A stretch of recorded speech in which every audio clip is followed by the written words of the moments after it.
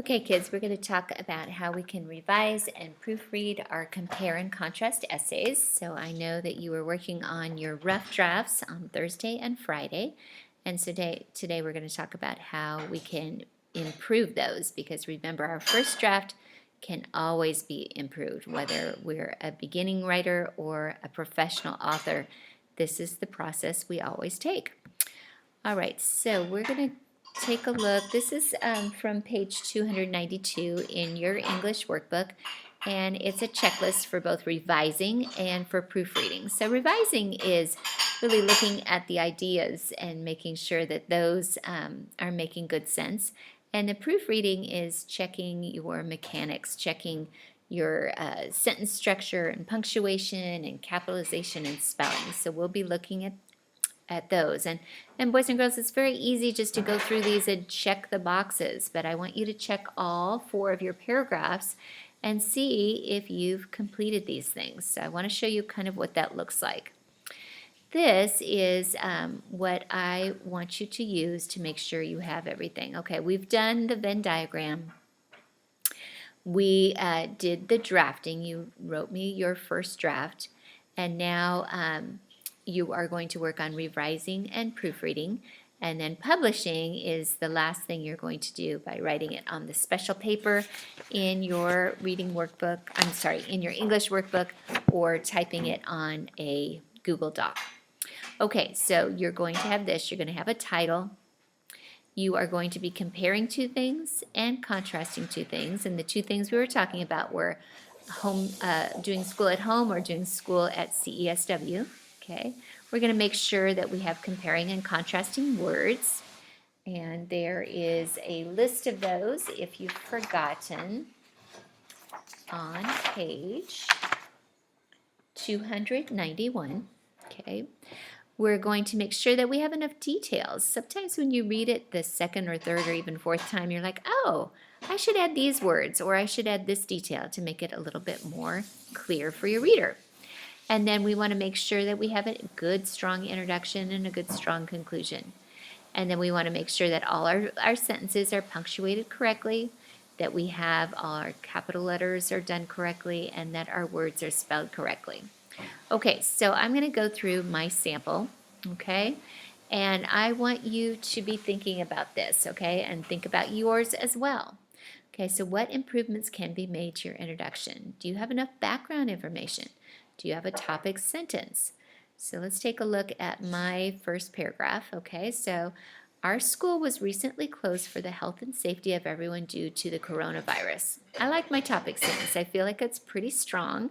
It draws people's attention because this is something that's in the news every day. But then I see I've got a mistake right here. I do not have a capital letter.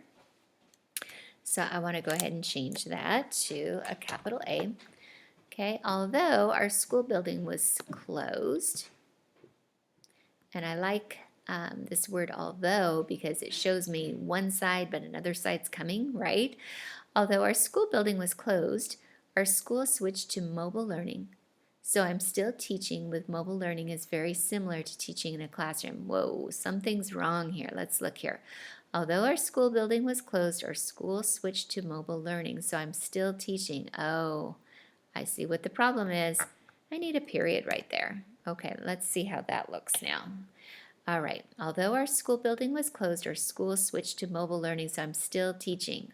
That sounds so much better.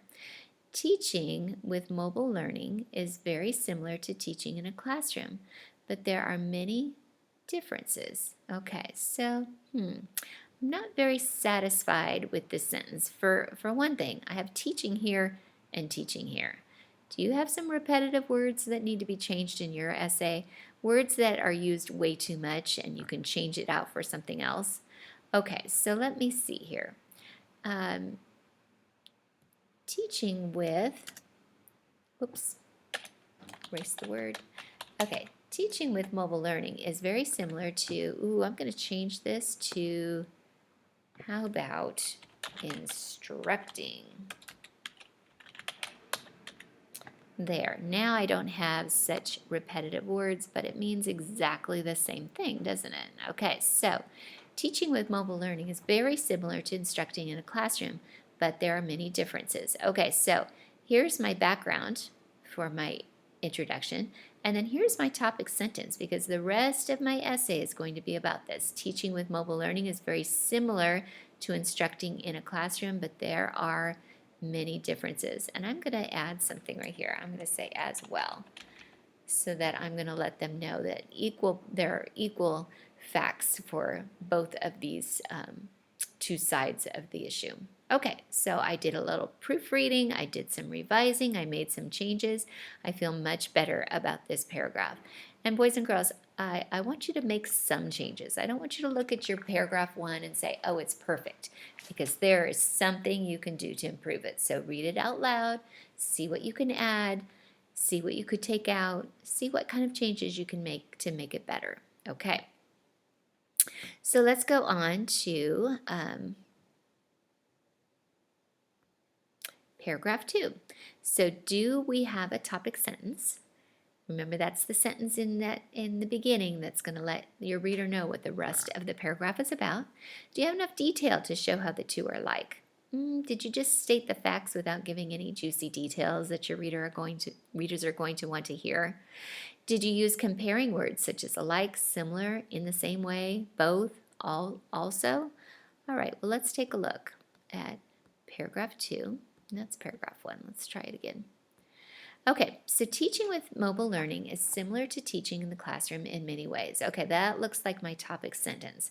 I'm showing the way that things are the same about our two ways of learning. Okay, so I used this word similar. That's a good comparing word. Okay, but look at teaching, teaching, teaching. I'm not happy with that. Okay, so I think I'm going to leave this teaching here, but I'm going to change this one. Let's change it to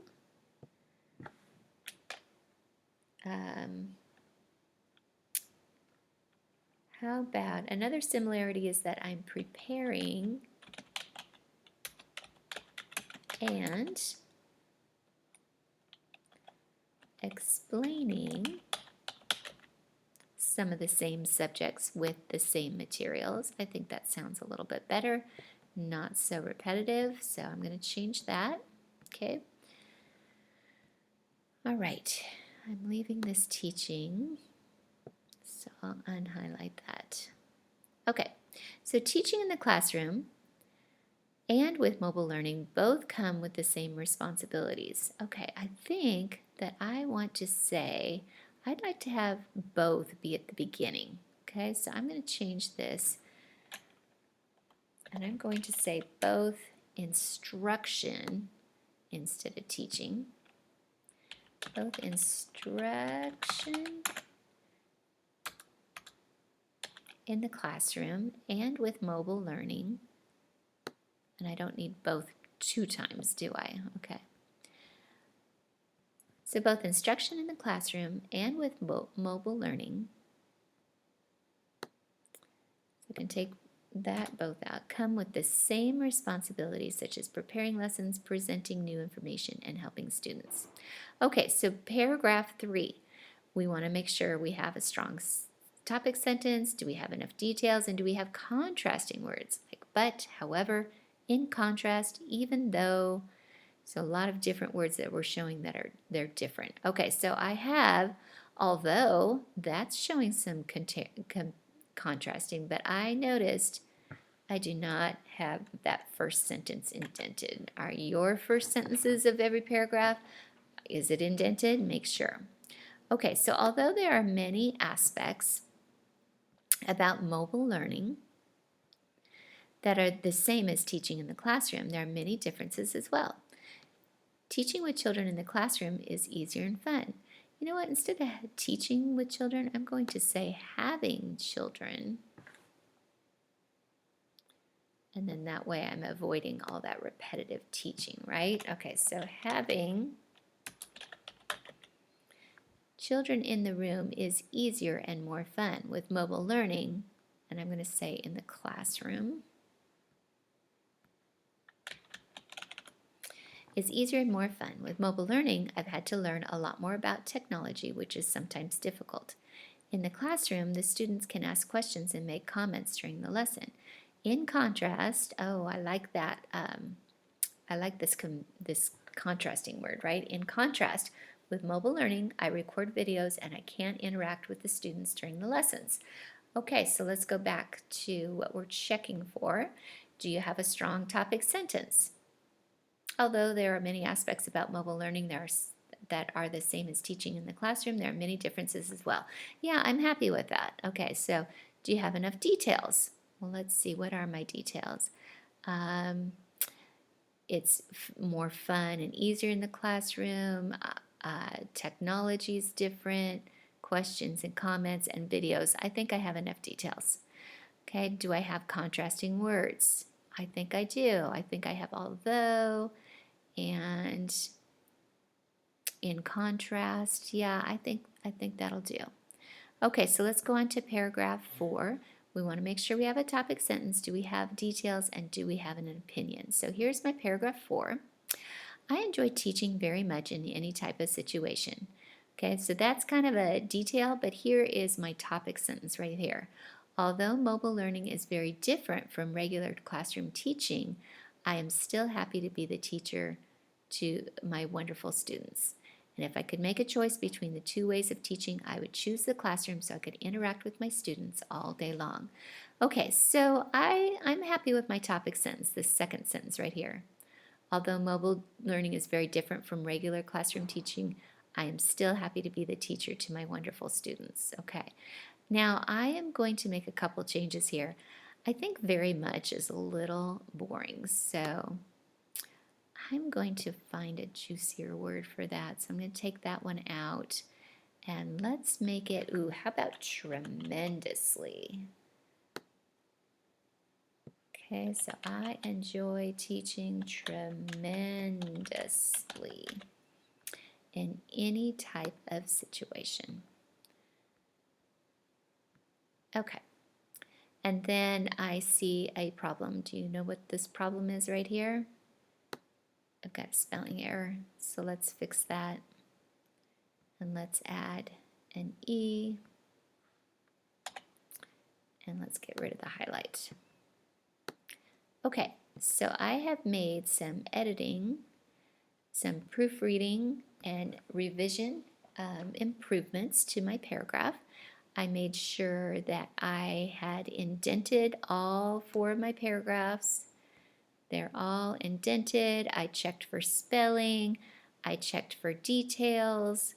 I wanted strong topic sentences. So I thought it was pretty good the first time I wrote it, but now that I've looked at it again, I've read it out loud, I've noticed that I have a lot of repeated words.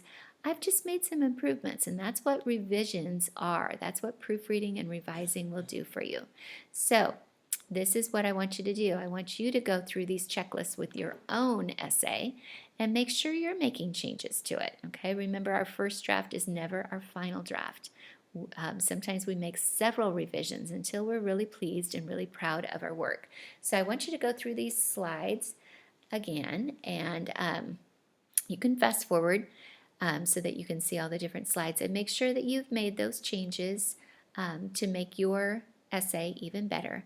And then on your final draft, like I said, you can do a Google Doc, or you can use the special paper on page 301 and 302 in your English workbook.